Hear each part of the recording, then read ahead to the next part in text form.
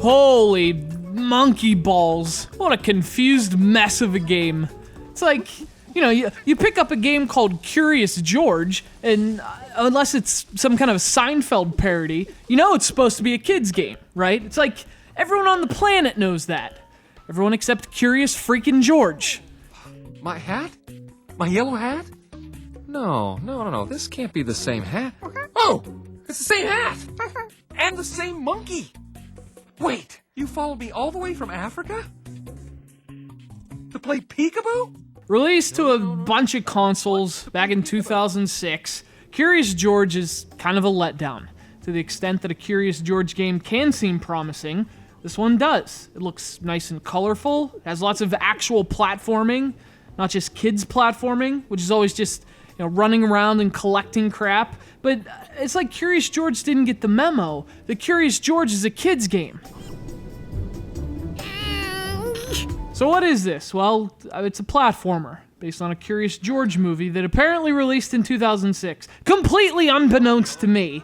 It plays a George himself, the curious one, and you run and jump. To be fair, this actually isn't a terrible game, but it is a terrible kids game. See, problem number one with this kids game is that it's way too hard for kids. This thing requires some surprisingly thorough platforming at times, with jumps that are so wide that if you don't double jump at just the right moment, you won't make it. In fact, the game relies heavily on that double jump, which would be great if it freaking worked. I'm speechless. I have no speech.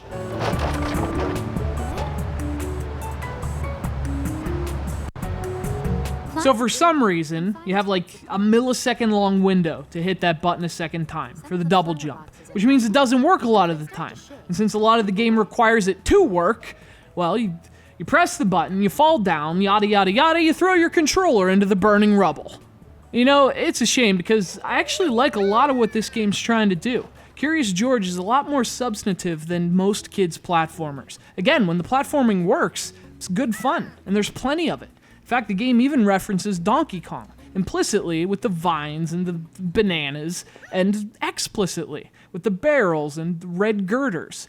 Kind of cool. And there are times when you can tell its heart's in the right place. Too bad its controls are not. The double jump is so frustrating, you'll be begging for serenity now. The game's too tough for kids. Not that there's anything wrong with that. And for the love of all that's holy, George, the card says moops.